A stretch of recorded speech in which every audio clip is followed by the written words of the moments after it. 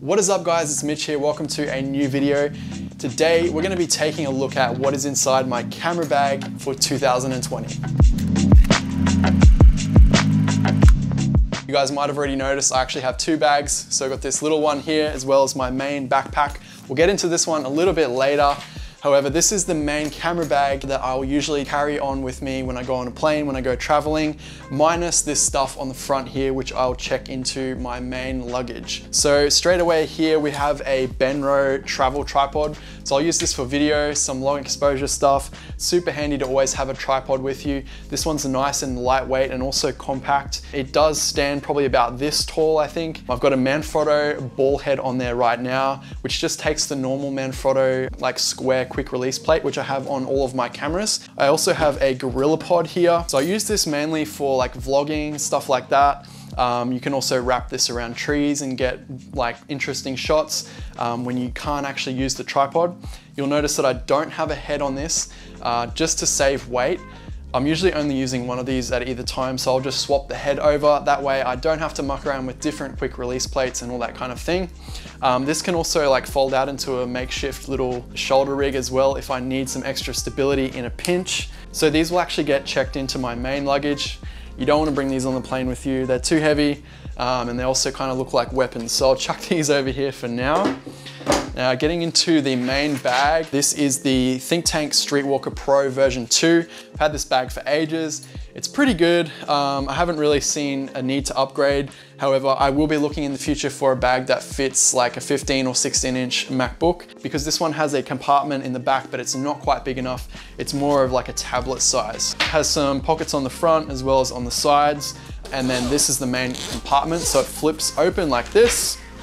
You have some zippers for some storage in here, and this is like where all the main gear is stored in the bag. Now this is my main camera, so this is the Canon EOS R, full frame, flip out screen, great for vlogging, dual pixel autofocus, never misses a beat. Love this camera so far. I've owned this for I think about a year now, probably a little bit more. I've got the RF to EF adapter on there as well, because I don't have any RF lenses right now. You guys will see what lenses I'm using in a second. I also have the Rode VideoMic Pro Plus, I think this one is called. It's got an auto on off feature, so when you plug this into the camera and switch it on, it automatically turns on.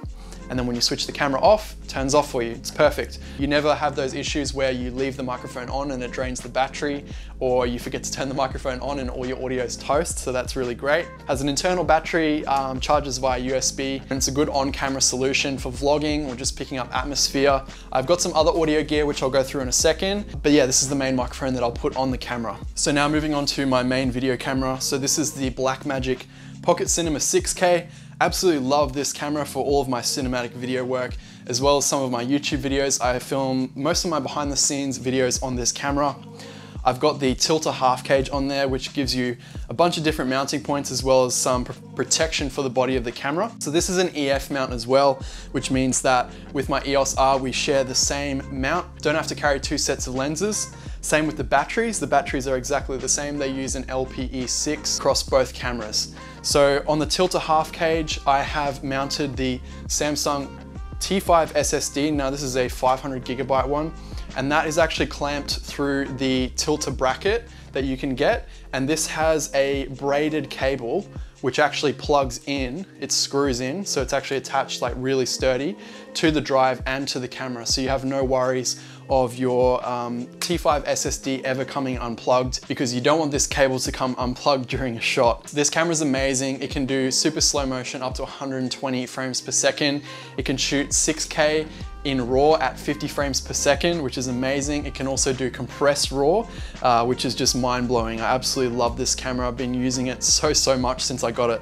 Okay, moving on to the lenses. So the first one that I have in my bag now, this is the main thing that I've changed up since my last video. I was shooting a lot on primes last time. Now I've got a more compact setup. I'm only carrying 3 lenses. The first one, this is the Tamron 35 to 150 f2.8 to f4, so it's a variable aperture. It has vibration control. I've already done a video on this lens, so if you want to check it out, I'll link it in the description below. But basically, it's just super versatile. 35mm, my favorite focal length, so it's nice to know that I have that in this lens if I can only carry one lens. And then obviously zooming all the way out to 150. And it's not terrible in low light. 2.8 to f4 is not too bad. It's not like a 5.6 or a 6.3 or something like that. The next lens is the Tamron 35mm 1.4. This is my favorite lens in my bag. Absolutely love the 35mm focal length, as you guys would already know. This is my low light lens, being able to stop down to 1.4. It's beautiful for portraits. Pretty much just a do everything lens. It's a recent addition to my bag, but I've been enjoying it. So the last one, and this really rounds out the zoom range, is the Tamron once again, 17 to 35, f2.8 to f4. Pretty much completes the zoom range. So I've got from 17 all the way up to 150 in these three lenses. Not super heavy, still got a decent aperture range, and they're all super sharp and very reliable. Haven't shot with this a ton yet. I will be making a review on this lens pretty soon when I've done a little bit more testing, but so far so good. Really been enjoying this. The wide angle, it really helps with, you know, if you're in a tight space and you need to get a nice wide shot. Having a super wide is really great for shooting interiors, as well as landscape. It's really nice when you're doing any sort of camera movement, just giving that perspective. Love having a super wide lens in the bag. All right, so moving on to the third camera in the bag, this is a lot of fun. This one is the Canon EOS 500. This is a film camera. It's quite old, but I got this for, I think it was 30 Australian dollars. So really, really cool. This is like my mess around, have fun, capturing memories sort of camera. So I took this to Japan with me, just like little moments when you're going out to a restaurant or going out for drinks. You're not gonna bring your main camera, you just want something that's fun. It's got a little flash on it that pops up, which is cool. Nice vintage strap on it. Yeah, super fun. Definitely recommend picking up a film camera just to mess around with. And then obviously I've got some film in here as well. So I'm using Portra 800, which is quite an expensive film, but I love the 800 speed. It means that you can pretty much take this camera out at nighttime and still shoot with it and still get great results. And I just love the look of Portra, it's super nice. So 2 rolls, that'll get me around 70 shots, which is enough for a couple of weeks of just playing around, messing around, taking just random photos. So the next thing, this is my SSD holder. So this is like a hard case, semi-hard case, and this helps to protect these SSDs. So I've got another one in here, another 500 gigabyte Samsung T5, and you'll see the cutouts are perfect to hold these drives. And they hold all of the Samsung drives because they're all the same physical size. This is really great because, you know, you really want to protect your media, make sure that it doesn't get damaged. I carry it with me all the time. Super important that I don't lose this. So this case is so cheap, but so valuable. Also guys, I'll leave all of the gear in this bag linked in the description below. So if anything in here interests you, make sure you go down to the description and check those links out. So the next thing, this is my little kind of teleprompter setup when I'm recording videos, just like this when I'm talking to the camera. Pretty much all it is a clamp on one end, which will attach to the tripod, a magic arm, which you can articulate in any way, and then a phone mount on the end. So I'll attach my phone just like that. I can just read off a script whenever I'm recording videos, if I've got notes on here or something like that. This is super handy. Love having this in the bag. All right, so next up, this is my audio bag. So this is just like a little low pro pouch. And inside here, I have got a lavalier microphone and recorder. So this is the Tascam DR10, amazing recorder. You can record dual channel, so you can have one track that's a little bit lower sensitivity than the other. Just in case you're too loud, you won't stuff up your audio, you can always fold back to the lower level track. And on here, I've just got a very affordable, but actually quite a nice microphone that I've been using for years now. This is the Giant Squid. So the other thing that is usually in my audio bag, but I'm actually using right now, is the Rode Wireless Go. So I've actually got a lavalier microphone here attached to my shirt, and then the transmitter down here. So that's sending the signal wirelessly to the camera that I'm recording on right now. Super compact and really affordable, charges via USB-C. It's pretty much a no-brainer to have this. I use it most of the time, and the other thing that I have in here that I use it with is a lavalier microphone. So this is just one from Tascam. I have 2 of them.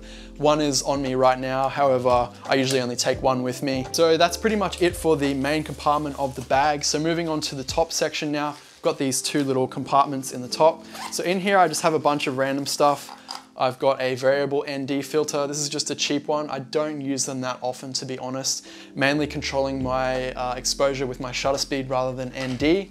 I've got a Hoya polarizer, which is great when you're shooting through glass. If you're on a plane, you're in a helicopter, you want to get rid of those reflections, shooting out a hotel window, something like that. I've got a little cleaning cloth, which is a really good thing to have as well.